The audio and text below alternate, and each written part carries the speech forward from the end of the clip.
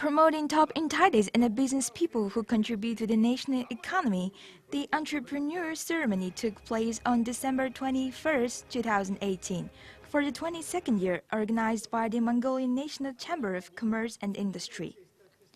Mr. Lhokjo, President and Chairman of the MNCCI, opened the ceremony and said, "Mongolia overcame economic crisis with the hard work of 157,000 business entities, which created over 1 million workplaces.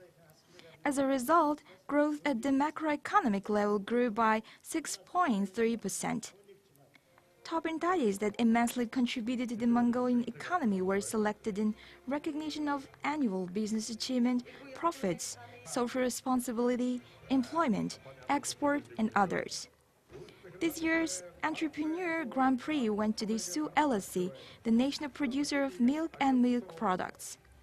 Also, Mongol Basalt LSC was awarded with the Golden Cup Award of the Confederation of Asia-Pacific Chambers of Commerce and Industry.